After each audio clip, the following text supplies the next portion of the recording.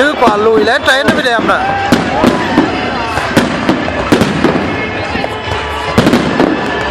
Bác nhìn thấy không?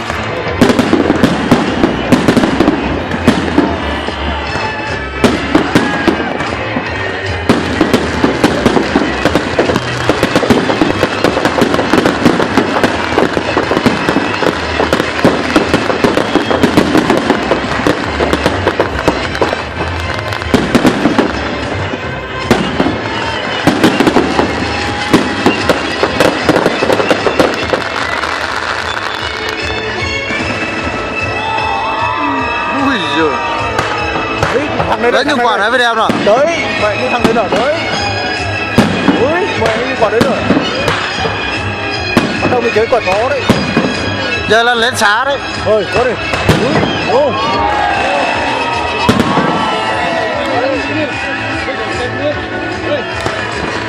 Đấy như cái tao nhỏ nhỏ nữa.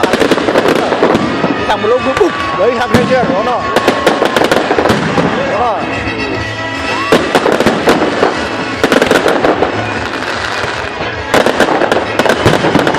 Rồi. Đấy, mấy quả này này. Không đâu này.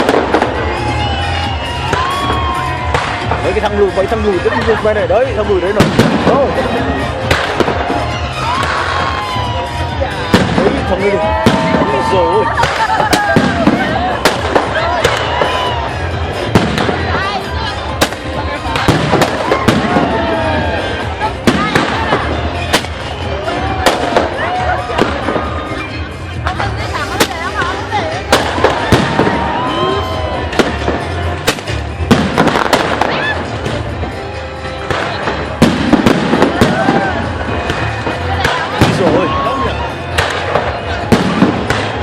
Mới có 3 phút 20 giây.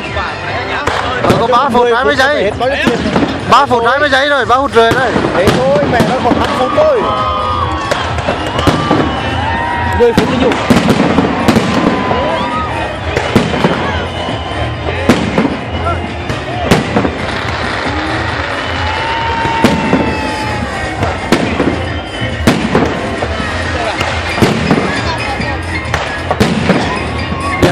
Ui giời. Quả đấy, con quả nó tọc. Nhưng có quả cái lùi lên đấy nè. Nhưng quả đó mới là quả đẹp.